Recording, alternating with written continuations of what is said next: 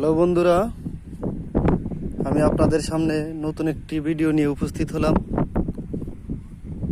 আশা করি আপনারা সবাই ভালো আছেন। এই যে আপনারা দেখতে পাচ্ছেন যে বাংলাদেশ টাঙ্গাইল জেলার নাগরপুর উপজেলার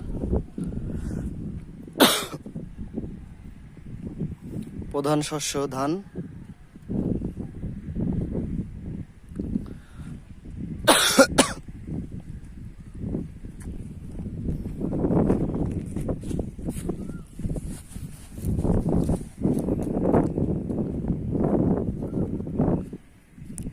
ওই যে দূরে দেখতে পাচ্ছেন এক চাচা ধান ক্ষেতের আগাছা পরিষ্কার করছে।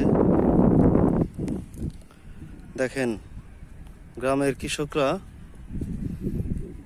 ধান ক্ষেতের আগাছা পরিষ্কার করছে। এখন কিন্তু মাহে রমজান মাস চলতেছে, তারপরে মানুষ রোজা রেখে অনেক কষ্ট করে ধানের আগাছা পরিষ্কার করে দিচ্ছে।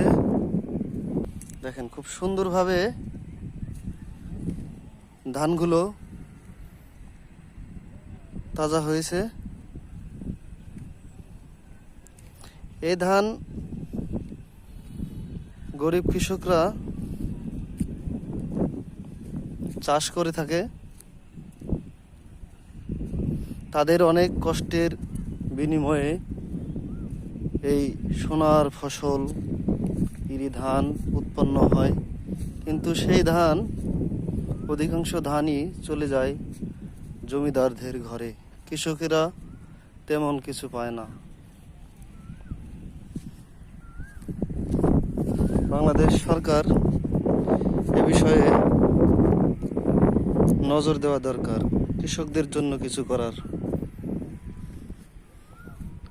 ভিডিও আর বড় করব না, আজকে এ পর্যন্তই। আপনারা সবাই আমার ভিডিওটি লাইক দিবেন এবং সাবস্ক্রাইব করবেন। ধন্যবাদ সবাইকে। আসসালামু আলাইকুম।